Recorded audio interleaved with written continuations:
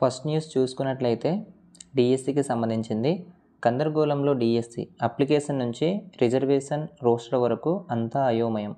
మొదటి దరఖాస్తుదారులకు కనిపించని EWS quota, edit option లేక 30,000 మందికి పైగా అవస్థలు. వైకాపా ప్రభుత్వం 4.5 ఏళ్లు నిద్రపోయి ఎన్నికల ముందు హడావుడిగా ప్రకటించిన ఉపాధ్యాయ నియామక పరీక్ష డిఎస్సిలో ప్రతి అడుగడుగు గందరగోళమే. అప్లికేషన్ల నుంచి రిజర్వేషన్ల రోస్టర్ వరకు అడుగడుగున అయోమయం. పరీక్షలకు సరిపడ సమయం లేక ఓ పక్క అప్లికేషన్లో ఇబ్బందులు, రిజర్వేషన్ల రోస్టర్లో గందరగోళం మరోపక్క అభ్యర్థులకు కంటి మీద కునుకు లేకుండా చేస్తున్నాయి. మహిళలు, దివ్యాంగులు, మాజీ సైనికోద్యోగులు, క్రీడాకోటకు సంబంధించిన రాష్ట్ర ప్రభుత్వం గతేడాది ఆగస్టు 2న జారీ చేసిన జీవో 77లో కొత్త రిజర్వేషన్ రోస్టర్ను ప్రకటించింది. వీరికి హారిజంటల్ రిజర్వేషన్ పాటించాలని, సమాంతర రోస్టర్ పాయింట్లు ఇవ్వకూడదని సూచించింది. కానీ డిఎస్సిలో trained graduate teacher TGT, post graduate teacher PGT, principal పోస్టులకు సమాంతర రోస్టర్ పాయింట్లు ఇచ్చారు. సుప్రీంకోర్టు తీర్పు ప్రకారం రోస్టర్ పాయింట్లు ఇవ్వకూడదని ప్రభుత్వం ఉత్తర్వులు జారీ చేసినా పట్టించుకోకుండా పాయింట్లు ఇచ్చారు. Secondary grade teacher, HGT, school అసిస్టెంట్లకు మాత్రం కొన్ని హారిజంటల్, మరికొన్ని జిల్లాల్లో రోస్టర్ పాయింట్లు, వర్టికల్ రిజర్వేషన్లను అమలు చేశారు. హెచ్జిటి, ఎస్ఏలకు కొన్ని జిల్లాలకు ఒక విధానం, మరికొన్ని జిల్లాల్లో మరో విధానాన్ని పాటించాయి. టీజీటీ, పీజీటీ ప్రిన్సిపాల్లకు పాత రిజర్వేషన్ రోస్టర్ పాటించారు. ఒక్క డిఎస్సిలోనే 2 విరుద్ధ రిజర్వేషన్ల విధానం పాటించారు. ప్రభుత్వం పాటిస్తున్న ఈ రోస్టర్ విధానం వల్ల కొందరు ఉద్యోగాలకు కోల్పోయే ప్రమాదం ఏర్పడుతుంది. ఎన్నికల ముందు హడావుడిగా డిఎస్సి ప్రకటించిన ప్రభుత్వం ఎలాంటి కసరత్తు చేయకుండానే దరఖాస్తుల స్వీకరణ చేపట్టింది. జిల్లా, జోన్ల వారీగా రిజర్వేషన్ పోస్టులు ప్రకటించాల్సి ఉండగా రోస్టర్ పాయింట్ల వారీగా ఇచ్చుకుంటూ వెళ్ళిపోయారు. దీంతో ఒక జిల్లాలో ఏ పోస్టులు ఎన్ని ఉన్నాయో తెలుసుకునేందుకు అభ్యర్థులు నానా ఇబ్బందులు పడుతున్నారు. వారి సమస్యలను విని స్పందించే పరిస్థితి కనిపించలేదు. ఆ చిక్కులకు పరిష్కారం ఏది? డిఎస్సికి మొదట్లో దరఖాస్తులు చేసిన అభ్యర్థులకు ఈడబ్ల్యూఎస్ కోటా చూపించలేదు. కొందరికి పరీక్షా కేంద్రం కనిపించలేదు. స్థానిక జిల్లా మాత్రమే అడగడంతో దాన్ని నమోదు చేశారు.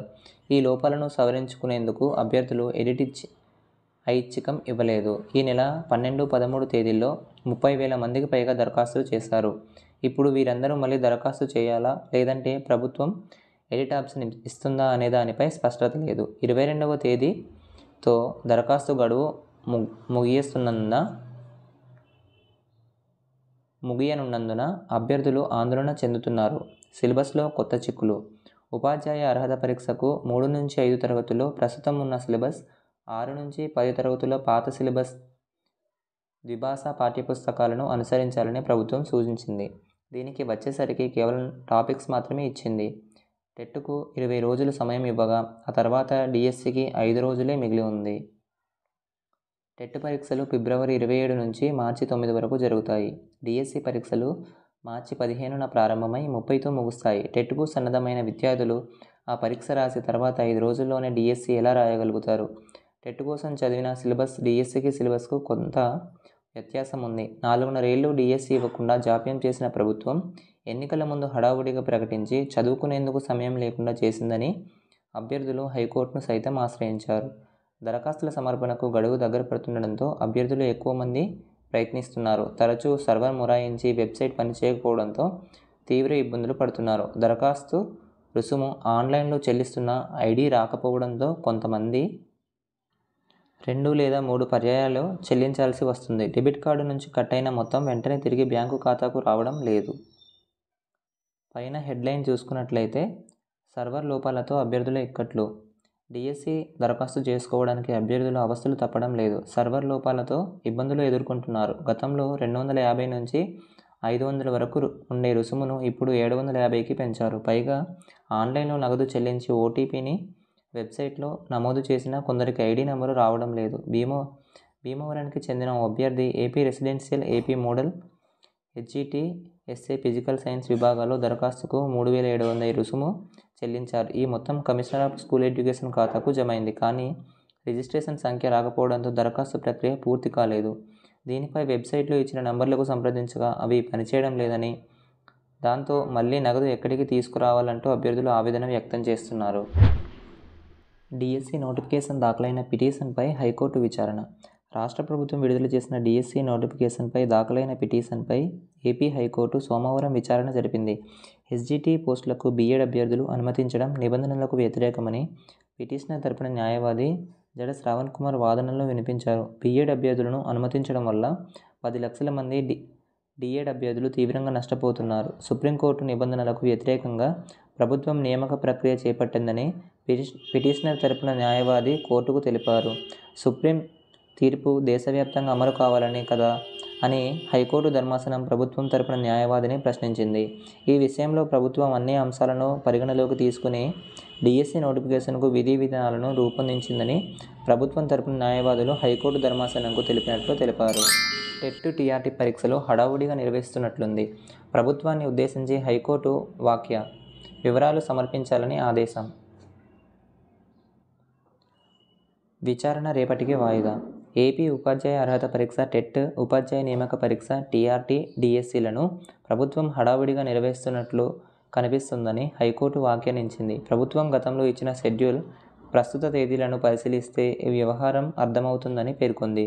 పూర్తి వివరాలు సమర్పించాలని ప్రభుత్వాన్ని ఆదేశిస్తూ విచారణను బుధవారానికి వాయిదా వేసింది. హైకోర్టు న్యాయమూర్తి జస్టిస్ గన్నమనేరి రామకృష్ణ ప్రసాద్ సోమవారం ఈ మేరకు ఉత్తర్వులు జారీ చేశారు. టెట్ నిర్వహణ కోసం రాష్ట్ర ప్రభుత్వం ఈ నెల 8న, ఉపాధ్యాయుల భర్తీ కోసం ఈ నెల 12న వెలువరించిన నోటిఫికేషన్లను సవాల్ చేస్తూ శ్రీకాకుళం జిల్లాకు చెందిన ఎం. పెద్దిరాజు మరో 4 హైకోర్టుకు వాద్యం వేశారు. వారి తరపున సీనియర్ న్యాయవాది బి. ఆదినారాయణరావు వాదనలు వినిపించారు. టెట్లో అర్హత సాధించిన వారికి మాత్రమే టీఆర్టీలో పాల్గొనేందుకు అర్హులని, టెట్ ఫలితాలు మార్చి 14న ప్రకటిస్తామని, మరుసటి రోజే 15వ తేదీ టీఆర్టీ పరీక్ష నిర్వహిస్తున్నారని తెలిపారు.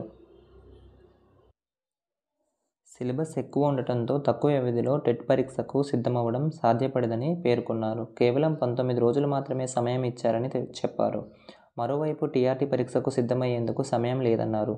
పరీక్షలను హడావుడిగా ముగించేందుకు ప్రభుత్వం ప్రయత్నిస్తోందని వెల్లడించారు. అభ్యర్థులకు సముచిత సమయం ఇవ్వాలని కోరారు. వివరాలను పరిశీలించిన న్యాయమూర్తి ప్రభుత్వం హడావుడిగా పరీక్షలు నిర్వహిస్తున్నట్లుందని వ్యాఖ్యానించారు. పూర్తి వివరాలు సమర్పించేందుకు ప్రభుత్వ సహాయ న్యాయవాది సమయం కోరడంతో విచారణను ఈ నెల 21కి వాయిదా వేశారు.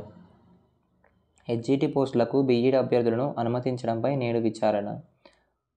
సెకండరీ గ్రేడ్ టీచర్ ఎస్జిటి పోస్టుల భర్తీకి బీఈడీ అభ్యర్థులకు ప్రస్తుతం అనుమతించడాన్ని సవాల్ చేస్తూ హైకోర్టులో దాఖలైన వాద్యాలపై విచారణ మంగళవారానికి వాయిదా పడింది. వాస్తవానికి ఈ వాద్యాలు హైకోర్టు సీజే ప్రధాన న్యాయమూర్తి ధర్మాసనం ముందు సోమవారం లిస్ట్ అయ్యాయి. సీజే సెలవు కావడంతో వాటిపై త్వరగా విచారణ చేయాలని పిటిషనర్ల తరపున న్యాయవాదులు జస్టిస్ ఏవి శేషసాయితో కూడిన ధర్మాసనం ముందు ప్రస్తావించారు.